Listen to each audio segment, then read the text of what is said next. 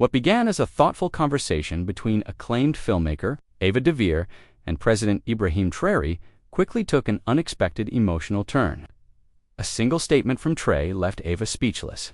Her tearful reaction stunned the room and sparked an unforgettable, heartfelt moment. This powerful exchange reveals the weight of truth and humanity shared between two influential figures. It started with a simple invitation. Ava DuVernay, the visionary filmmaker known for telling bold, emotional stories of Black history and resistance, had just wrapped a panel discussion in Paris on narratives of power in African cinema. Backstage, her assistant handed her a cream, enveloped with gold lettering. She opened it slowly. Inside was a short handwritten note. "Dear Ava, I believe our stories carry the weight of truth. Even when the world isn't ready, I would be honored to speak with you. Ibrahim Traoré." Ava blinked. The president of Burkina Faso. She had followed his rise. The headlines called him a rebel, a symbol, even a threat. But this letter, this wasn't from a politician. It was from a man searching for something deeper. 3 days later, in a quiet room inside a Parisian cultural center, they met. She expected formality, a camera-ready conversation. Instead, he wore no tie, no guards, just calm eyes and a quiet presence. "Thank you for coming," he said. She nodded, but something in the air already felt strange, heavy, like the moment before a storm you don't see yet. The cameras rolled. Ava leaned forward, curious, thoughtful. She began with gentle questions about art, African youth, storytelling. Traoré answered with calm clarity. He spoke softly but firmly, like someone used to war but choosing peace. Then she asked something different. "What do you see?" she said. "When you look at me." Ibrahim looked at her. A long pause. Then he replied, "I see a sister who carries a continent in her spirit, but is asked to explain her value in a language not her own." The room froze. Ava blinked rapidly. He continued, "I see someone who tells our stories beautifully, but is still waiting for the world to believe they matter." She looked down. Silence. Her voice cracked slightly. That's exactly how it feels." Ibrahim gently leaned forward. "You don't have to earn your worth. It was never lost, just hidden." Ava looked up. Her eyes shimmered. And in that moment, it wasn't about politics or movies or power. It was about a shared wound, quiet, old, and still bleeding. And the beginning of a conversation neither of them saw coming. Ibrahim reached into his jacket pocket and pulled out a folded photo. He passed it to Ava. It was an old, sun-worn picture of a young boy standing barefoot on dry earth. A woman, tall, proud, tired, stood behind him, one hand resting on his shoulder. "This was taken in 2002, he said. "That's me and my mother." Ava's breath caught. She worked in the market from sunrise to night. She couldn't read, but every night she would place her hand on my head and say, "Even a tree that grows in silence still touches the sky." A tear slid down Ava's cheek. Ibrahim paused. "I learned leadership not from books, but from watching her give the little she had to those with nothing." There was silence again. No script, no performance, just memory, pain, and truth. Ava held the photo close to her chest. "I feel like I've been chasing images," she whispered, trying to capture pain without ever really sitting in it. Ibrahim looked at her with compassion. "You've done more than capture it," he said. "You've honored it." But the weight of the photo in her hand said more than words ever could. As the interview went on, something strange happened. The crew, normally bustling behind the scenes, stood still. Cameras kept rolling, but no one dared cough or move. It wasn't silence for sound quality. It was reverence. Ava asked a simple question next. "How do you carry the weight of a nation?" Ibrahim smiled faintly, then looked down at his hands. "I don't carry the nation," he said. "I walk beside it, and some days I just follow." Ava tilted her head. He continued, "A young boy once stopped me in Ouagadougou. He handed me a mango and said, 'Please don't become like the others.'" His voice cracked slightly. "That mango sat on my desk for 3 days before I could bring myself to eat it because I knew what he meant. He wasn't talking about politics. He was begging me not to forget." Ava looked like she was holding her breath. Then Ibrahim added, "I am only president because I refuse to look away from suffering. Now I ask myself daily, am I still looking? No applause, no cues, just the heaviness of truth filling a room that didn't know how to breathe anymore. Later that evening, the interview paused for a break, but Ava didn't move from her seat. She stared at the small screen in front of her, replaying the footage, not checking angles. Watching Ibrahim's words again and again. "He's not performing," she whispered. "He's grieving." Her assistant handed her water. She waved it away. "I've filmed." "Pain before," Ava murmured. "But this is different." She stepped outside for air. That's when Ibrahim followed. No camera, no crowd, just two people beneath the Paris sky. He told her quietly, "Ava, you know how to tell stories with your lens, but I've been living one without a script." Then he shared something no one expected. He pointed to a scar on his arm. 7 years ago, I almost died in a village raid. I held a boy's hand as he bled out. He said, "Don't let them forget us. That's why I speak, not for politics, for him." Ava turned her back for a moment, swallowing sobs. "I don't know if I'm strong enough to tell this story," she said. "You don't have to be strong," Ibrahim replied gently. "You just have to be honest." That moment, no camera caught it, but it was the most real scene of her life. Back in the room, Ava asked to turn off all the lights. Just one candle burned between them. "Now, I need to feel this," she said softly. Ibrahim nodded. The flicker danced across his face, revealing the weight beneath his calm. She asked, "If you could say one thing to the world with no fear, what would it be?" He looked at the flame, then said that Africa doesn't need pity. It needs partnership, respect, and space to breathe. The flame trembled like it heard him. "And I would say," he added, "that no child should die thirsty while the world drinks from our rivers." Ava placed her hand over her mouth. Tears streamed silently. "But what breaks me," he said quietly, "is that sometimes I feel the world only listens when we're broken." The candle flickered harder now, almost out. Ava reached for it instinctively. Then she whispered, "We've been surviving darkness for so long, we forgot we were the light." Ibrahim smiled for the first time. "I knew you'd understand," he said, and in that dark room, with just one flame between them, two souls burned with something the world forgot: truth, pain, and unstoppable hope. Ava arrived at the studio the next morning with something in her hand, an old folded letter. She didn't say much, just placed it on the table between them before the cameras rolled. "Ibrahim," she said gently. "Can I read something to you?" He nodded. Her voice trembled as she read, "To the leader of my country, I don't know if I'll live long enough to see change, but if my little sister gets to grow up without fear, then it means you tried. Adama, age 12. Silence swallowed the room. Ava looked. Up she wrote this a month before she died. Gunfire during school, Ibrahim closed his eyes, his hands clenched slightly. "I've read too many letters like that," he said quietly. "Some days I ask myself, am I doing enough?" Ava whispered, "You're one of the only ones even trying." That's when he said it. "I don't want to be remembered as a leader. I want to be remembered as a promise someone finally kept." Ava's lips trembled. And just like that, everyone watching behind. The glass started crying, not because of the letter, but because of the man who refused to ignore it. Later that day, Ava asked a question no one had dared to ask him before. "Why did you really step in as president? What was the moment you knew you had no choice?" Ibrahim looked away. "I don't talk about that day," he said. Ava leaned in. "You don't have to, but maybe someone out there needs to hear it." He nodded slowly, then whispered, "There was a mother screaming in the street. She had wrapped her dead baby in a towel, holding him like he was still alive." Ava's hand flew to her mouth. "I came out of a government meeting that morning," he continued, "and saw her on the ground. People passed by, but she screamed one sentence over and over."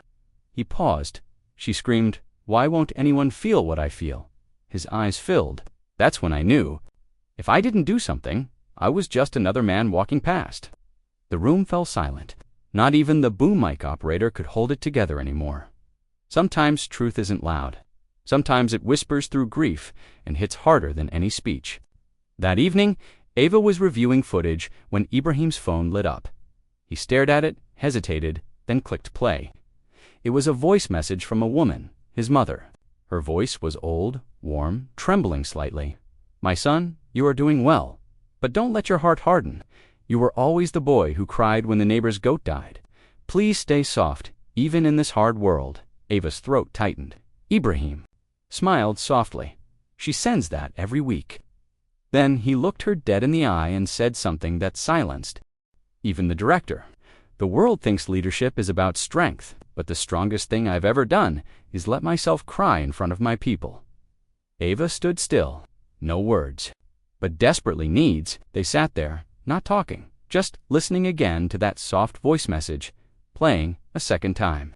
And outside, in the cold Paris night, even the wind seemed to pause to honor a son who hadn't forgotten where he came from. Ava asked a quiet question that froze Ibrahim's breath. What keeps you awake at night? His smile vanished. There was a village, he said. Kwankan, small, peaceful farmers. Children played barefoot in red dust. He paused. One morning I got a call. They were gone. Every single one of them wiped out by militants the night before. Ava's lips parted, shocked. There were no soldiers nearby. No help came. By the time we arrived, only smoke remained. Not even bodies. Just silence. He swallowed hard. I met a father outside the ruins. He said, I buried my whole family with my hands. My wife, my daughter, my son, with my bare hands. Mr. President, Ava wept openly now. Too late, but then he lifted his chin. And then I remind myself, if I give up, who will fight for the next Kwankan? His voice didn't rise, but the ache inside it was deafening. The next morning, a knock came on the studio door. An old man holding a cracked phone stood there, eyes wet with hope. I heard the president was here. I walked for hours to say thank you. Security stepped in, but Ibrahim waved them off. He approached the man gently. The man said, 3 months ago, my son was kidnapped. I lost hope. But you sent people. You found him. He's back with us. Ibrahim took his hand in both of his. I remember your file, he said. Your son's name is Bilal. The old man nodded, trembling. I have nothing to give except this, he said, handing Ibrahim a tiny photo of Bilal, smiling under a mango tree. Ibrahim looked at it and choked up. You don't have to give me anything, he whispered. Just raise him strong. That's enough. Ava recorded everything. No script, no lights, just raw truth. Later that night, she posted the clip online. It hit 1 million views in 6 hours. But views didn't matter. What mattered was the quiet way Ibrahim hugged that old man like he was family. They were off camera now, just the two of them. Ibrahim looked at her gently. You don't have to. I want to, she said. His name was Malcolm. He died in West Africa during a mission trip. Armed men attacked their group. He bled out in a field alone. Ibrahim's hands folded tightly. I never told anyone, but I hated Africa for a while after that, Ava admitted. I felt like it took him from me. Tears filled her eyes. But then I saw you, she looked up. You reminded me that Africa didn't take my brother. The world's silence did. The system that ignored suffering did. Ibrahim nodded slowly. Pain twists the truth sometimes, he said. But healing tells it back to us gently, Ava whispered. And you're helping me heal. For the first time in her career, Ava DuVernay cried. Not because of a film, but because of a man's quiet courage. A man who carried a nation's sorrow and still managed to love it. Ava was packing her gear when she noticed something on the floor. A small photograph. It must have slipped from Ibrahim's jacket. She picked it up gently. It showed a group of barefoot school children gathered around a blackboard made from a broken door. In the center stood a boy, maybe 10, eyes wide with hunger and hope. She turned the photo over. A handwritten note read, his name is Mamadou. He wants to be a doctor. He lives in Sector 4. Don't forget him. Ibrahim came back into the room. You dropped this, Ava said, handing it to him. He looked at it then, nodded slowly. I carry photos like this, reminders. Each one is a promise. A promise to who? She asked. To the ones still waiting, he replied. To the kids who don't even know they matter? Ava's throat tightened. How many of these do you? Have you opened his wallet? It was stuffed with photos. Dozens. I don't sleep much, he whispered, but they make sure I never forget why I stay awake. Later that day, they traveled to a small rural clinic unannounced. Inside, the smell of iodine and sweat clung to the walls. A little girl sat on a cot, her dress half burnt from a cooking fire. Her name was Isa, her mother said softly. We couldn't afford a car. We carried her here. President Traoré knelt down beside her. Does it hurt? He asked. Isa nodded, tears held back with all her tiny strength. He looked at the nurse. Why is she's still here? The nurse sighed. We've run out of antibiotics. Again, without saying a word, Ibrahim pulled out his personal phone. I want 10 boxers here within the hour, he said, firm but calm. No excuses. Ava watched speechless as he then handed the girl a small wooden carved elephant. She's going to be fine, he told her. You hear me? You're strong. Then he whispered something in her ear that Ava couldn't hear, but Izatu smiled. A real smile. Later, Ava asked what he told her. I said, you remind me of someone I lost, but today you gave me hope again. Back at the hotel, Ava sat in silence. She had come to tell a story. Instead, she was living inside one. That night, Ibrahim asked, if she could spare 10 minutes, there's something I want to show you. They walked through the back of a government compound. It led to a plain metal door. Inside was a small concrete room with no windows, no electricity, just this. He turned on a small flashlight. Ava read some out loud. We believe in you. Most of our resistance, Ibrahim said. Some nights I'd sleep on the floor holding these walls like prayers. Ava's voice cracked. All this, and yet you never gave up. He looked at her, his eyes soft. If a man quits because it's hard, he was never ready to serve. She reached for her camera, then stopped. This wasn't for the world. This moment was just for her heart to remember. The final morning of the visit came quietly.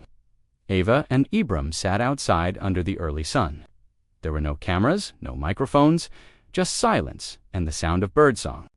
Ava looked tired, but it wasn't jet lag. It was something heavier. I haven't cried like that in years, she finally said. Ibrahim smiled gently. It's okay to cry. I cry too, just not in public. She stared at him. You carry so much pain for people who may never know what you've done for them. He looked down. I don't do it for recognition. I do it because I know what it's like to be forgotten. Then he paused and added something no one expected.